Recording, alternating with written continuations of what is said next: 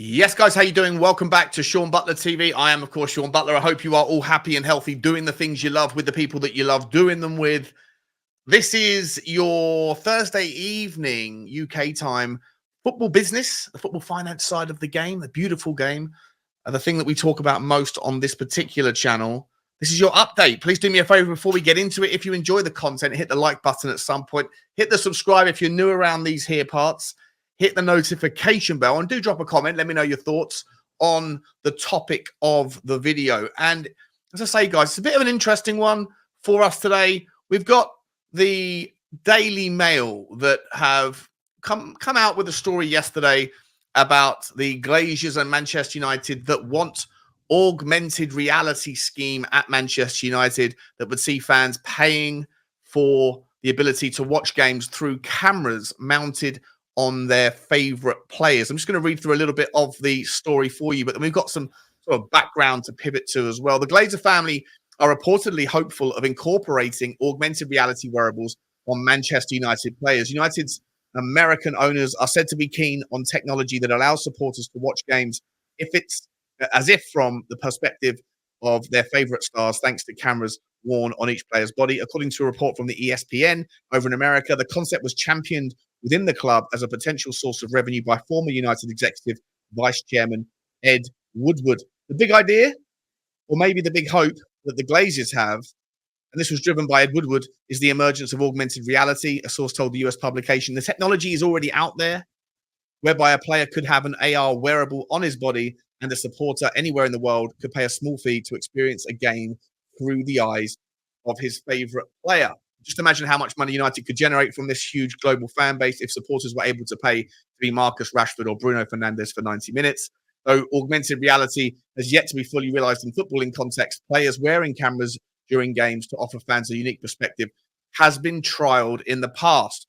And it's interesting because if we go, this is obviously from a couple of days ago, and if we pivot back now to the 9th of November of 2023, it says that Bodycams will be trialed in the Premier League over the weekend with a player from Wolves and Tottenham Hotspur wearing the technology in the warm-up for their game. The Premier League is set to trial Bodycams during Wolves' clash with Tottenham Hotspur.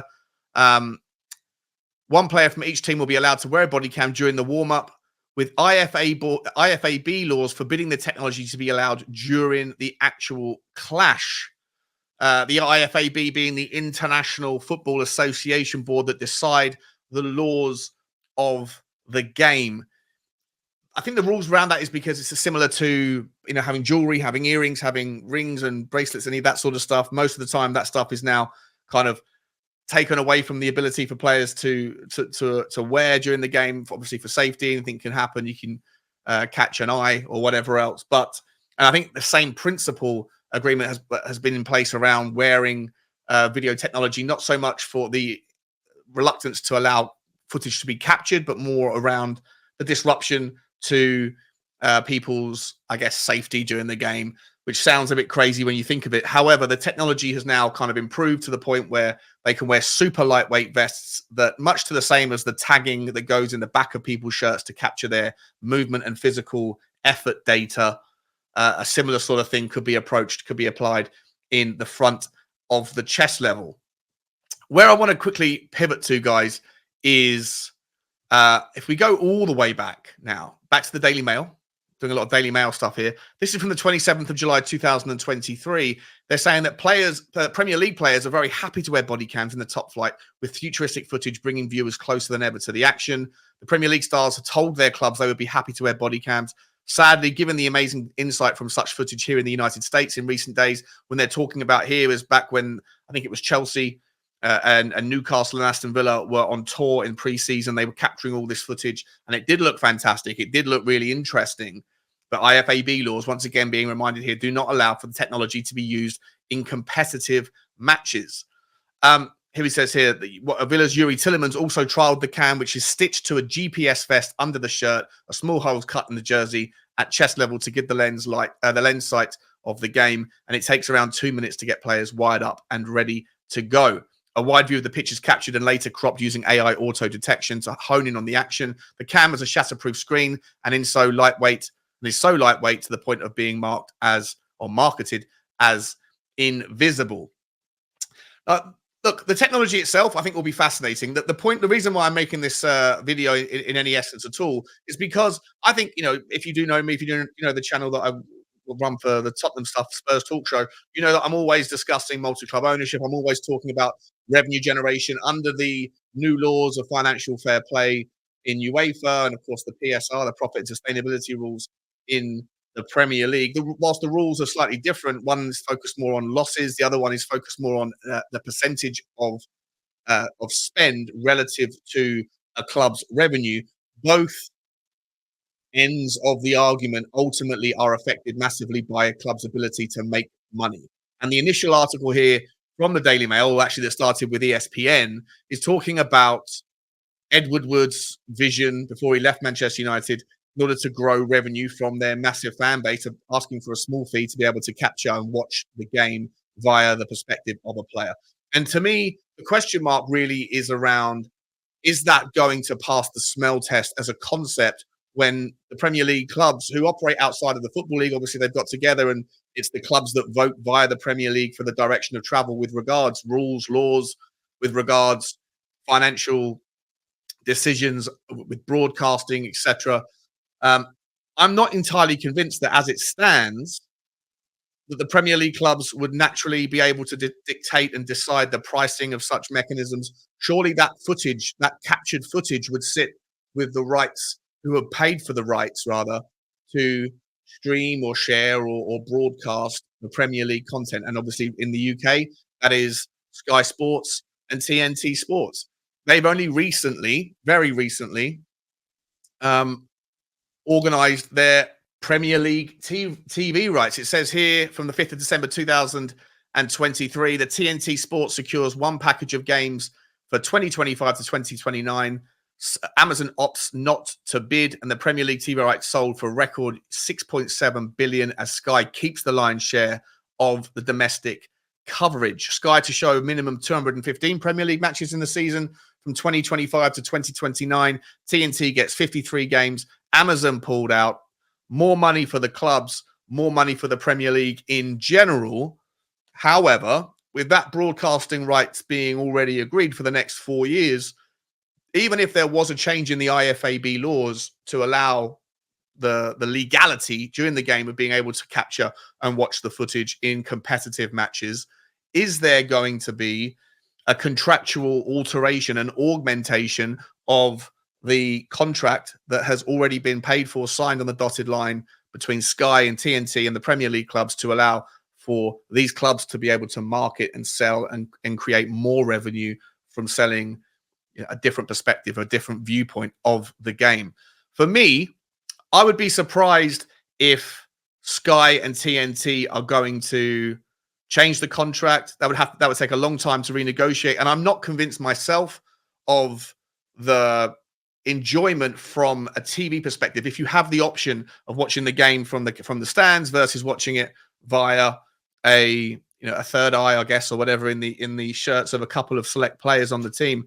I'm not convinced that that's something that's going to necessarily be that kind of value generative for as an alternative to what the broadcasters already do. I can understand the value from individual clubs wishing to utilize it to sell to their fans, but whether or not that will be allowed remains to be seen. I would imagine that in order for that to happen, the Premier League would have to embark on a future broadcasting structural agreement that moves away from cable networks. It moves away from Sky. It moves away from TNT. And of course, that option won't happen until 2030 at the earliest. And maybe when that happens, you might see something, which is what Simon Jordan has been an advocate of for a long time. He's been talking about the ability for the Premier League to make 4 times the amount of money that it currently makes by moving away from traditional broadcasting rights and moving towards a Netflix for the Premier League, a Sportsflix type package where the Premier Leagues can control all of the decision making around the broadcasting, where every single TV, every single game, every Premier League game is available in real time, live via the internet, as it essentially is to those people who know how to access it via streaming services using VPNs and the like already.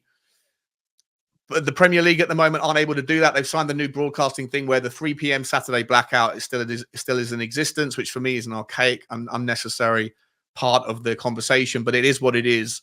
This is an article from back in April 2023 where Simon Jordan was talking about the ability to move away from Sky Sports. And he was saying that you could 4x your money. He's talking about the self-aggrandizing NFL being able to be a viewpoint here of how to do it.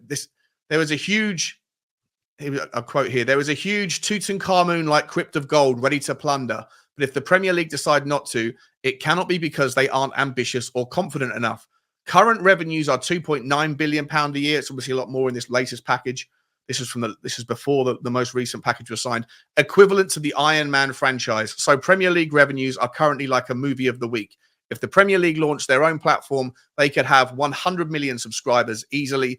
If they then charged £10 a month for all-you-can-eat football, they would be generating 1 billion a month and 36 billion over a 3-year cycle, as opposed to the current £9 billion. And that is even before you factor in advertising revenue. Just to quickly look back at the deal that was here.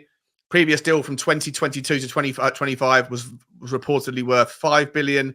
This time round, it's worth 6.7 billion. Simon Jordan, that's over a 3-year package, a 3-year deal. Simon Jordan is advocating for a model that could have generated 36 billion over the same sort of period. So there's a lot of money left on the table. I tend to lean into Simon Jordan's idea here. I personally am very much on board it. But I also think that for the purposes of this conversation with regards to augmented reality, I think, from my opinion, it would require not just an IFAB law change for this to be able to happen, which looks like could be happening with a simple stroke of the pen.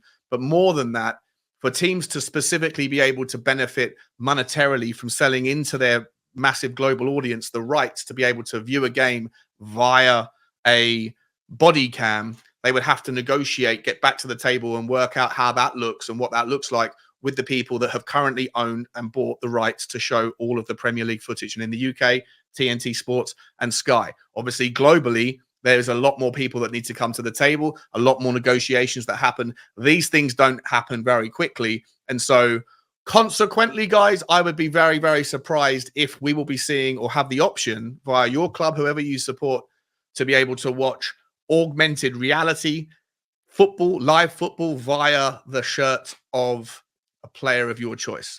Obviously, the other consideration would be microphones.